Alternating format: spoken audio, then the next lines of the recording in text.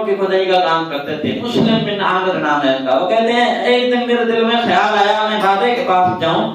ساری زندگی ان کی قبرستان میں گزری ہے, قبریں کھودتے ہیں, کوئی آ جائے پھر قبر بیچ دیتے ہیں. میں ساری زندگی یہ وہاں رہے ان سے کوئی معلومات لوں, کوئی نصیحت لوں کہ بابا جی آپ نے قبرستان میں زندگی گزاری, کوئی ایسا واقعہ بھی دیکھا جو عجیب و غریب ہو. وہ بابا رونے لگا, کہنے لگا ہاں مسلم بیٹا, ایک میں نے ایسا واقعہ دیکھا, ایک ایسا واقعہ دیکھا جس نے میری آنکھیں ہی کھول دی, آنکھیں ہی کھول دی. دیکھیں کتنا نظارہ, آنکھیں کھول دی. کیا کہا کہ 3 قبریں ایک دن میں نے بنائی. میرا معمول تھا روزانہ قبریں بناتا تھا. ایک قبر بنائی, دوسری بنائی, تیسری بنانے لگا نا, بڑی گرمی لگی, بڑی تپش تھی, بڑی ہیٹ سیک تھا ان میں سے, بڑی مشکل سے وہ بنائی میں نے. کہتے ہیں کہ جب وہ بنا کر میں بیٹھ گیا, گرمی میں شراب اور پسینے سے تھک گیا, بیٹھ گیا تو اب سوچنے لگا کہ ان کا گھر کوئی آئے گا بیچوں گا. کہتے ہیں کہ میں نے دیکھا جو پہلی قبر بنائی نا, 2 آسمان سے فرشتے ہیں, ایک سرانے کی طرف ایک پیروں کی طرف کھڑا ہو گیا. پیروں والوں کی طرف جو کھڑا تھا اس نے کہا لکھو. دوسرے نے کہا کیا لکھوں؟ کہا کہ اس کے لیے مشرق مغرب شمال جنوب جہاں تک نگاہ جاتی ہے 12 میل یہ قبر لمبی لکھ دو. مشرق کی طرف بھی 12 میل لمبی, مغرب کی طرف شمال جنوب چاروں طرف 12 میل اس کے لیے لمبی قبر لکھ دو. کہتے ہیں انہوں نے وہ پہلی قبر پر لکھا, پھر دوسری قبر پر ہے. یہ اللہ مجھے منظر دکھا رہا ہے, فرماتے ہیں میں دیکھ رہا ہوں وہ فرشتے قبروں سے دوسری قبر پر بدل رہے ہیں. دوسری قبر پر آئے تو اس نے کہا لکھو. اس نے کہا کیا لکھوں؟ کہا کہ اس کے لیے مشرق مغرب شمال جنوب جہاں تک نگاہ جائے وہیں تک لمبی وسیع قبر لکھ دو.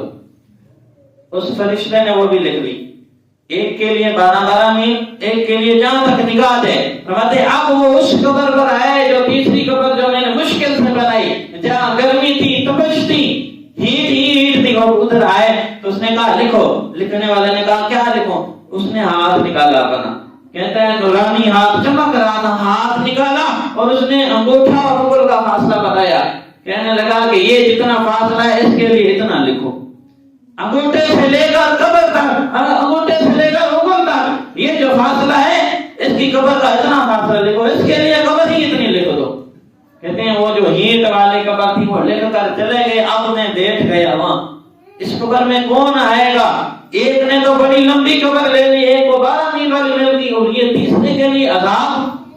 کتنا فاصلہ ہوتا ہے انگل سے لے کر انگوٹھے تک, کتنا فاصلہ ہوتا ہے. یہ اس کے لیے لکھ دیا گیا. کہتے ہیں ایک جنازہ آیا, پہلا جنازہ آیا, میں جنازے کی کثرت پر حیران ہوا. صرف 9 بندے تھے, 4 بندے جنہوں نے جنازہ اٹھایا, 5 بندے ان کے پیچھے تھے, صرف 9 بندے تھے. کہتے ہیں کہ جب وہ جنازہ آیا تو انہوں نے مجھ سے پہلی قبر خریدی جس کے لیے 12 میل لمبی لکھی گئی تھی. انہوں نے مجھ سے قبر خریدی تو میں نے ایک سے پوچھا یہ کون فوت ہو گئے ہیں, یہ کون مر گیا ہے کہ جس کے جنازے میں صرف 9 بندے آئے ہیں, گنتی کے 10 بندے ہی نہیں, کون ہے یہ؟ انہوں نے کہا کہ یہ اب وہ بندہ مرا ہے جو ہمارے محلے میں سب سے غریب تھا. غریبوں کے کون جنازے پڑھتے ہیں؟ آج ہمارے یہاں امیروں میں کوئی حادثہ ہو جائے نا, کسی امیر کا کوئی راز وغیرہ قتل ہو جائے تو پھر جنازے میں پاؤں رکھنے کی جگہ نہیں ہوتی. ہمارے گاؤں میں ایک قتل ہوا ہے کچھ دنوں میں, میں نے زندگی میں ایسا جنازہ ہی نہیں دیکھا. ایکڑوں کے ایکڑ بھر گئے, ہر راز ہر وغیرہ ہر ستار وہاں تھا اس کے جنازے میں. امیروں کے جنازے میں بڑے سمندر ہوتے ہیں عوام کے, لیکن غریبوں کے کون پڑتا ہے؟ غریبوں کے جنازے میں کون آتا ہے؟ کہتے ہیں یہ ہمارے محلے کا سب سے غریب آدمی مرا ہے, کسی امیر نے اس کے جنازے میں آنے کی فرصت نہیں. کہتے ہیں کہ میں نے وہ پیسے واپس کر دیے, ان سے وہ قبر نہیں نکلی تھی, ان سے پیسے واپس کر دیے. میں نے کہا میں نے مفت میں اس کو قبر دے دی. کہتے ہیں تم کہتے ہو غریب آیا ہے, یہ تو کوئی امیر آیا ہے جس نے ایسی قبر لے لی 12 میل اس کے لیے لمبی لکھ دی گئی ہے. کہتے ہیں اب وہ چلے گئے, اب تیسرے کے لیے میں بیٹھ گیا, دوسرا کون آئے گا؟ کہتے ہیں اب میں دیکھ رہا تھا, کچھ دیر بعد ایک اور جنازہ آیا. پھر اس جنازے کو دیکھ کر میں حیران ہو گیا, پہلے سے زیادہ حیران ہو گیا. صرف 4 ہی بندے تھے جنہوں نے میت اٹھائی ہوئی. دوسری قبر خریدی مجھ سے انہوں نے, جس کے لیے ہر طرف لمبی لکھ دی گئی جہاں تک نگاہ جائے. میں حیران تھا, صرف 4 بندے ہیں. میں نے پوچھا یہ کون ہے؟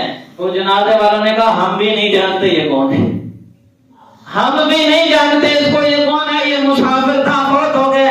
انسانیت کے ناطے ہم نے پیسے اکٹھے کیے، اس کا جنازہ، اس کا کفن دفن لیا، جنازہ پڑھ کے یہاں دفنانے آئے ہیں۔ یہ چندے کے پیسوں سے ہم نے قبر خریدی ہے آپ سے۔ اس نے کہا وہ پیسے بھی میں نے ان کو واپس کر دیے۔ کہا کہ تم کہتے ہو یہ مسافر ہے، ہم نہیں جانتے، میں بتاتا ہوں یہ کون ہے، میں بتاتا ہوں یہ تو کوئی اللہ والا آیا ہے، یہ تو کوئی اللہ کا ولی آیا ہے جس کو قبر اتنی ملی ہے جہاں تک نگاہ ہے لمبی ہی لمبی قبر ہے۔ تم کہتے ہو میں یہ نہیں جانتے ہم کون ہے، میں بتاتا ہوں یہ کون ہے، یہ تو کوئی اللہ والا عاشق رسول آیا ہے۔ کہتے ہیں اب وہ چلے گئے، اب میں بیٹھا رہا، شام ہونے کو آئی، ایک جنازہ آیا، ایک جنازہ آیا تو میں پھر دیکھتا ہی رہ گیا، میری آنکھیں پھٹی کی پھٹی رہ گئی۔ وہ جنازہ نہیں تھا، عوام کا سمندر لے کر آ رہا تھا، پورا قبرستان عوام سے بھر گیا، عوامی اور خلقت ہی خلقت، اتنے لوگ اس کے جنازے میں۔ اور وہ جو میت تھی نا اس کے اوپر مخمل کی چادر تھی۔ جب لوگوں نے وہ مجھ سے قبر خریدی، کون سی قبر؟ وہ تیسری قبر، اور جس کے لیے عمر سے لے کر انگوٹھے تک کا فاصلہ لکھ دیا گیا۔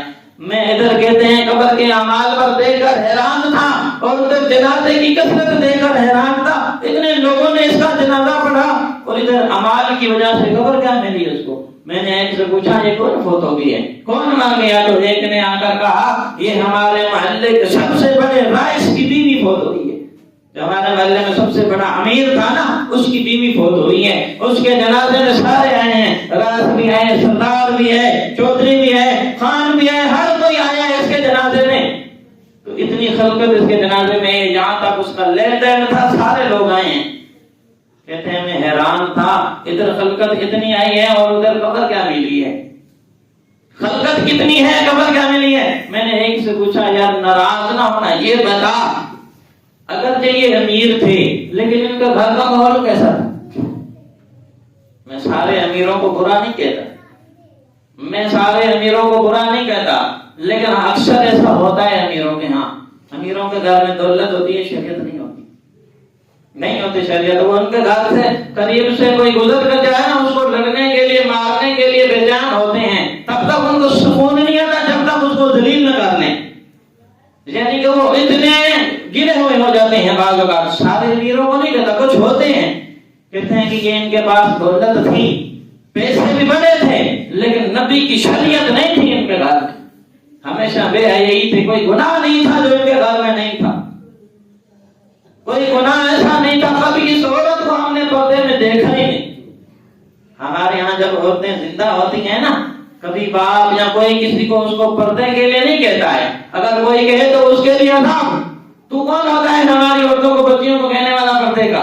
ہماری بچی ہیں، بعض اوقات یہ مسئلے بھی آتے ہیں، لیکن جب مر جائے نا پھر کسی کو منہ نہیں دکھانے دیتے جی عورت ہے۔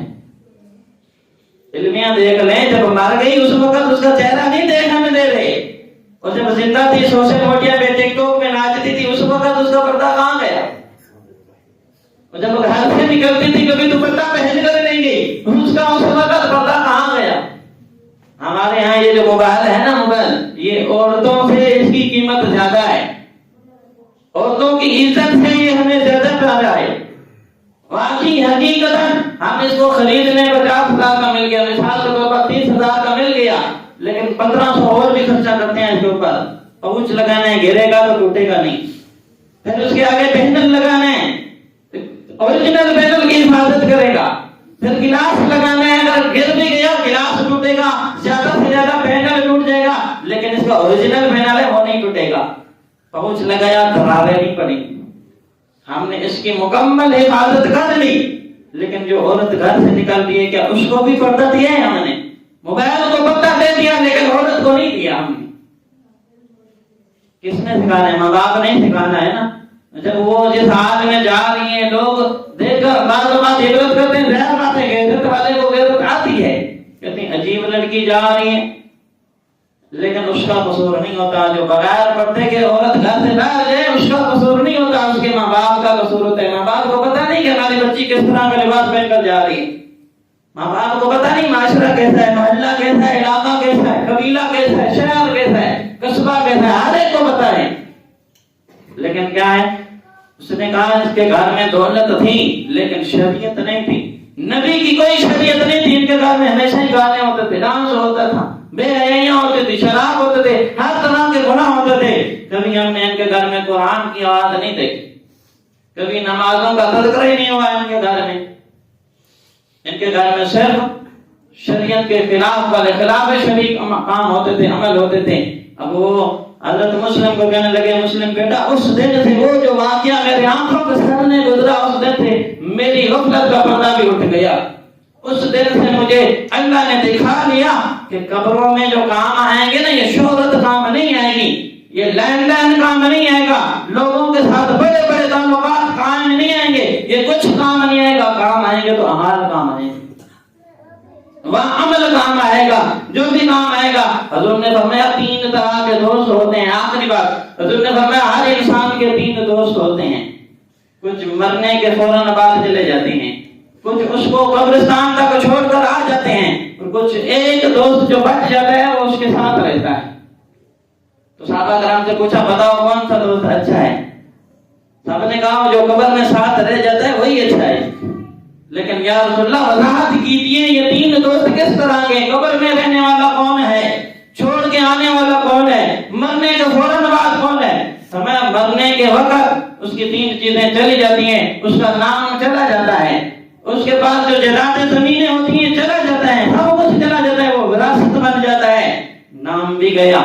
یعنی کوئی بندہ فوت ہو جاتا ہے تو پھر کیا کہتے ہیں؟ میت لے آؤ، میت لے آؤ، نام ختم، نام چلا جاتا ہے.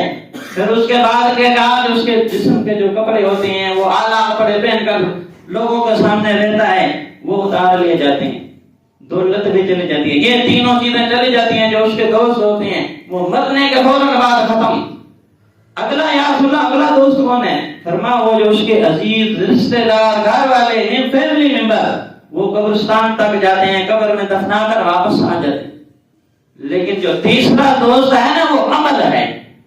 فرمایا وہ جو اعمال ہیں قبر میں اس کے ساتھ رہیں گے، چاہے اچھے ہوں چاہے برے ہوں، وہ اعمال اس کے ساتھ قبر میں رہیں گے. فرمایا یہ جو تیسرا عمل ہے، یہ جو تیسرا دوست ہے نا، یہ بہترین مددگار ہے. اب تمہاری مرضی، اس کو برا بناؤ یا اچھا بناؤ، قبر میں ضرور تمہارے ساتھ جائے گا. اب ہم خود غور کریں کیا خیال ہے ہمارے اعمال کیسے ہیں.